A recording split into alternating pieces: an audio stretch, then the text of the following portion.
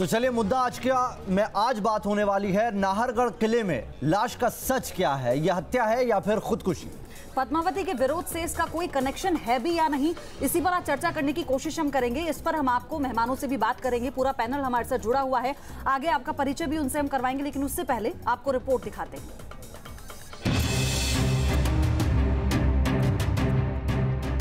विरोध, धमकी और अब किले में लाश।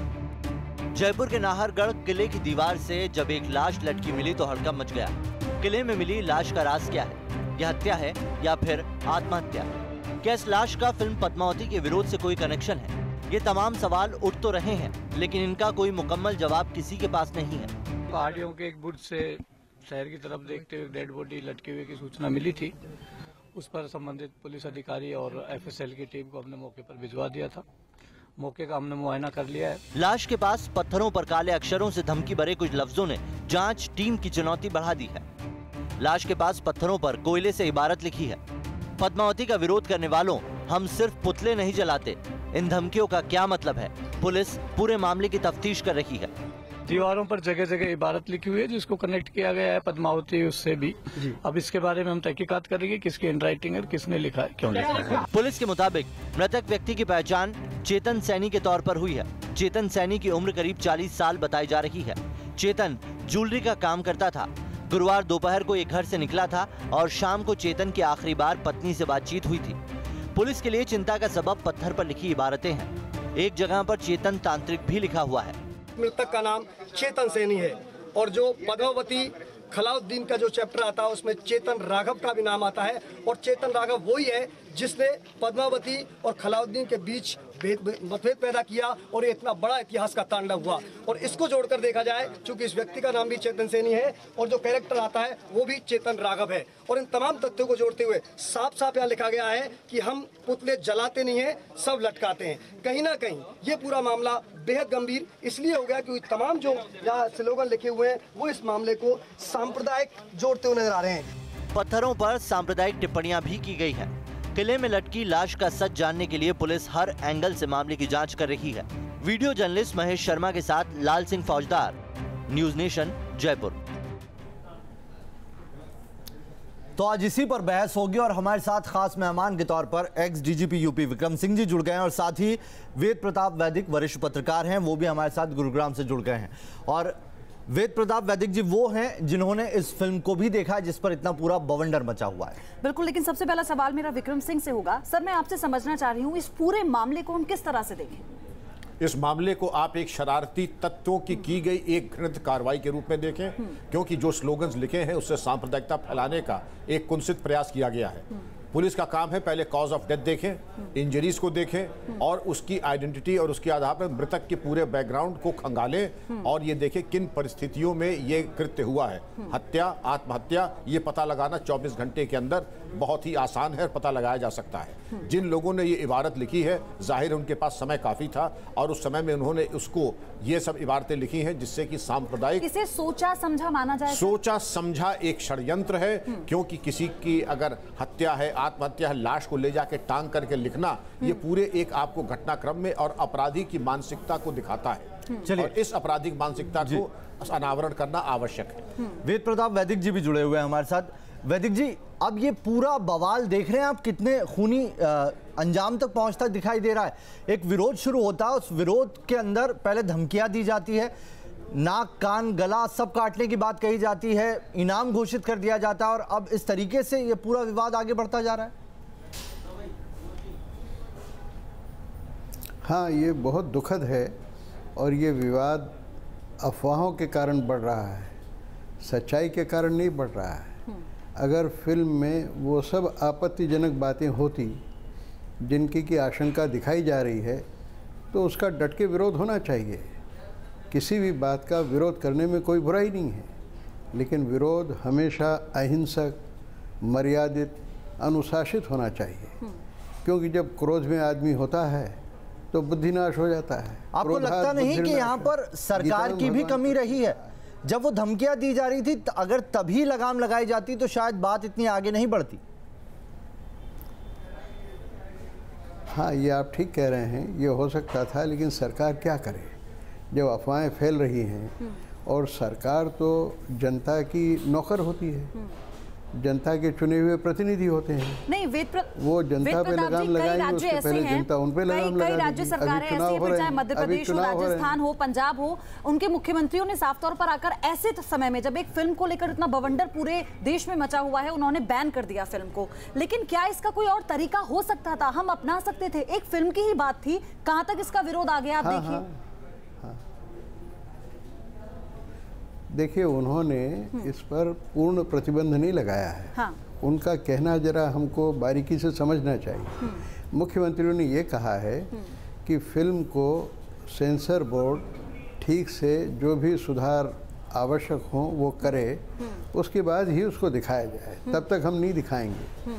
तो सरकारें ये कहें उसके पहले ही फिल्म का जो निर्माता है उसने कह दिया कि भाई 1 दिसंबर को हम दिखाना चाहते थे, हमने तारीख तय कर रखी थी, उसको हम स्थगित करते हैं। इसका मतलब ये है कि सरकार, फिल्म निर्माता जी और जो लोग इसका विरोध कर रहे हैं वो सब एक इस मुद्रा में हैं कि फिल्म को देख लें और देखने के बाद अगर कोई आपत्तिजनक बात हो तो उस पर विवाद करें। वैदिक जी, तो अब तो ये विवाद सुलझ जाना चाहिए। पूरे घटनाक्रम से फायदा किसको होता दिखाई दे रहा है? फिल्म निर्माताओं को बिना पैसे की पब्लिसिटी मिल रही है, करणी सेना को अपना वर्चस्व दिखाने का मौका मिल रहा है।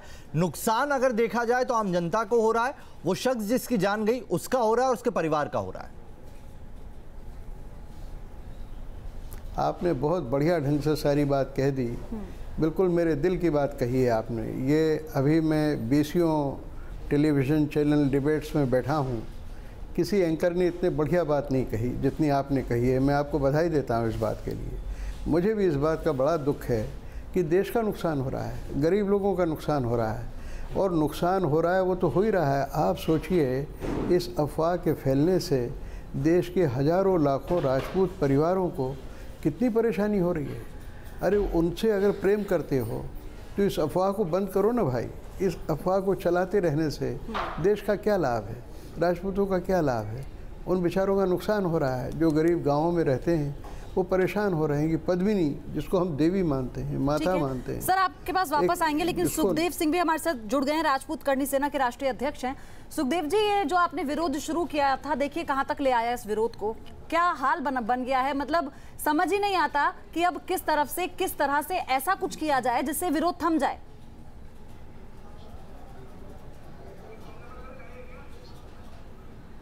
विरोध थम जाएगा? ये जो मूवी है इसको बैन कर दो, वो कैसेट जब्त कर लो, राष्ट्रद्रोह का मुकदमा दर्ज कर दो, बंसाली को अंदर डाल दो। तो बिना देखे बैन कर दे, आप कह रहे हैं बिना देखे बैन करवा दें, आप कह रहे हैं कि डायरेक्टर को आप अंदर करवा दें। आप उस मूवी को पहले देखते तो सही। आपको नहीं लगता आज इतना बड़ा मामला सामने आया है, ये अब सोचने का विषय बन गया है? आप बगैर जांच किए कैसे?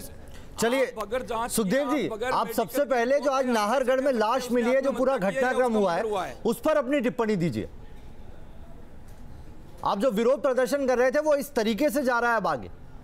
उस पे मेरी ये टिप्पणी है कि उसमें पुलिस जांच करे, पुलिस उसमें जांच करे और पुलिस जांच करके ये बताए, एक तो जो राइटिंग है उसकी वो जांच करवाएं, और एक नंबर 2 उसका मेडिकल है, मेडिकल रिपोर्ट आ जाए, मर्डर हुआ है या आत्महत्या हुई है। ये तो विक्रम सिंह जी, मैं आपके पास वापस आ रहा हूँ। सुखदेव जी, आपके पास वापस आ रहा हूँ। विक्रम सिंह जी, ये वो ग्रुप है जो लगातार के साथ है, लोगों की जान के लिए इनाम का ऐलान कर रहा था कि 5 करोड़ का इनाम मिलेगा, आप इनका गला काट के आ जाए। और उसी विवाद में अगर किसी की जान जाती है, इस ग्रुप के ऊपर भी FIR लॉन्च नहीं होनी चाहिए?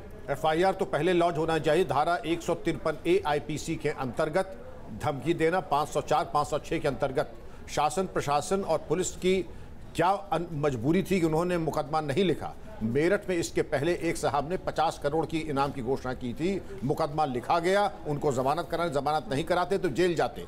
और शासन प्रशासन की ये जिम्मेदारी होती है कि प्रोएक्टिव और आक्रामक होकर के किसी चीज की पूरी क्या संभावना हो सकती है और क्या दूरगामी परिणाम हो सकते हैं दृष्टिगत रखते हुए प्रभावी निरोधात्मक कार्रवाई करें, जो कि नहीं की गई। उसका दुष्परिणाम हमारे आपके सामने है। मुझे लगता है, उम्मीद है सुखदेव जी आपने सुन लिया होगा। आप जब कोई विरोध करते हैं, आपके पास अगर लोग हैं तो वो विरोध का तरीका होता है, आप कानून से ऊपर नहीं है। और आप देखेंगे कि जब आपके साथ एक भीड़ होगी तो वो भीड़ संयमित तरीके से चले, उसकी जिम्मेदारी आप लोगों पर होगी। आप राष्ट्रीय अध्यक्ष है राजपूत करणी सेना के।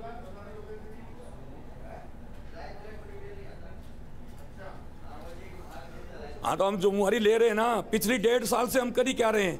पिछली 1.5 साल से हमने राष्ट्रपति को लिखा, प्रधानमंत्री को लिखा, सेंसर बोर्ड को लिखा, हमने कहा राज्यपाल को लिखा, मुख्यमंत्रियों को लिखा, कहा नहीं लिखा हमने? 1.5 साल से लगे हुए हैं हम। जब बंसाली जयपुर में शूटिंग करने के लिए आया था उस समय मैंने हम लोगों ने ये कहा था कि ये फिल्म बैन होनी चाहिए। उसने एक एग्रीमेंट किया था हमारे बुजुर्गों के साथ, उससे भी पलट गया। तो हम तो सीधा सा ये कह रहे हैं कि हम 1.5 साल से शांति प्रिय ढंग से कर रहे हैं, तो सरकार नींद में सो रही है क्या? सरकार एक्शन नहीं ले रही? नहीं, लेकिन उन्होंने अगर ये कह दिया कि आप पहले फिल्म देखिए, आप पहले फिल्म देखिए, उसके बाद इसका विरोध करें, तो क्या ये चीज भी जायज नहीं है? अगर कमेटी बनाई जा रही है सेंसर बोर्ड के साथ मूवी देखने के लिए, तो पहले उसको तो कर लीजिए, बाद में इस तरह का विरोध करते। आप जो कह रहे हैं, आपने कहा कि आपने पहले पत्र लिखा, 1.5 साल से इसके इस बारे में कह रहे हैं, फिल्म को रिलीज तो होने देते, सेंसर बोर्ड तक पहुंचने तो देते आप। घूमर का डांस प्रस्तुत किया, जो 3 मिनट का ट्रेलर जारी किया, जो 3 मिनट का ट्रेलर जारी किया, घूमर जारी की, ये सेंसर बोर्ड से परमिशन ली थी या सरकार से ली थी? इसने घूमर में ही हमारे को बदनामी दिला दी। घूमर में ही हम तो नीचे हो गए। हिंदू तो पूरा खत्म हो रहा है, हिंदू तो पूरा खत्म हो रहा है घूमर के अंदर। ये घूमर किसकी परमिशन से जारी की इसने? वेद प्रताप वैदिक जी आपसे जानना चाहूंगा, आपने फिल्म देखी है, आपके साथ और भी कई पत्रकार थे, कैसा लगता नहीं कि भंसाली जी खुद नहीं चाहते हैं कि इस पूरे मामले का पटाक्षेप हो, इस मामले का खात्मा हो? अगर वो चाहते तो वो भी चंद ऐसे लोग जिन्हें इससे आपत्ति है उन्हें भी बुला लेते, शरीक कर लेते, उन्हें भी फिल्म दिखा देते और मुद्दा ही खत्म हो जाता।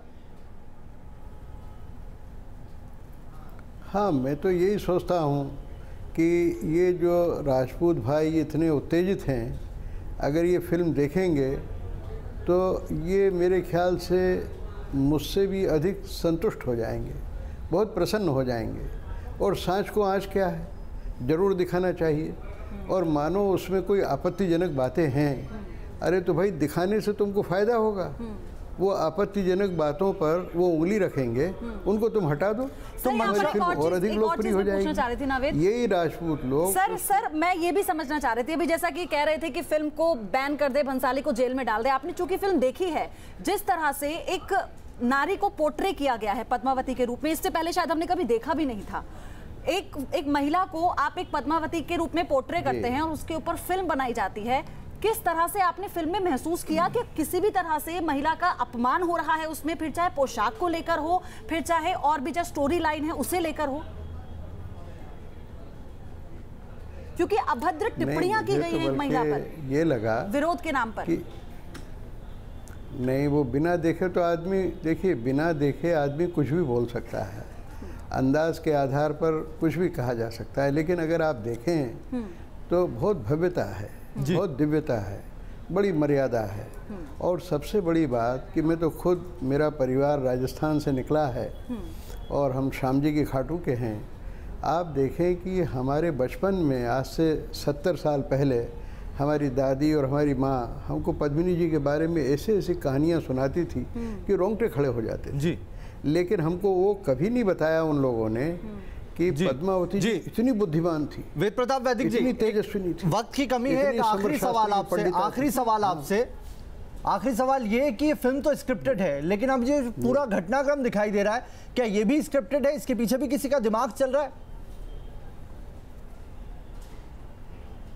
नहीं, मुझे लगता है कि ये सब स्वतः स्फूर्त है, ये सब अचानक हो रहा है और मुझे नहीं लगता है कि इसके पीछे कोई षड्यंत्र है। न तो मुझे राजपूत संस्थाओं की ओर से कोई षड्यंत्र दिखाई पड़ता है, न निर्माता की तरफ से। ये एक दुस्संयोग कहिए इसको, एक दुस्संयोग। हालांकि पहले ऐसा हुआ करता था कि थोड़ी सी आंच लगा दो तो फिल्म की अच्छी खासी पब्लिसिटी हो जाया करती थी सर, लेकिन ये विरोध यहाँ तक पहुंच जाएगा। तमाम सियासतदान भी अपने अपने बयान दे। मुख्यमंत्री शिवराज सिंह चौहान ने कहा कि पाठ्यक्रम पढ़ाया जाएगा पद्मावती को लेकर। इससे पहले मुझे याद है कि उन्होंने आसाराम के टाइम पे आसाराम का पाठ्यक्रम वहां पर बच्चों को पढ़ाने के लिए शुरू कर दिया था। तो मुद्दा आज का में इतना ही। गुड इवनिंग नेशन जारी है। आप सभी मेहमानों का बहुत बहुत शुक्रिया हमारे साथ जुड़ने के लिए। फौरन लौट रहे, बने रहिए हमारे साथ।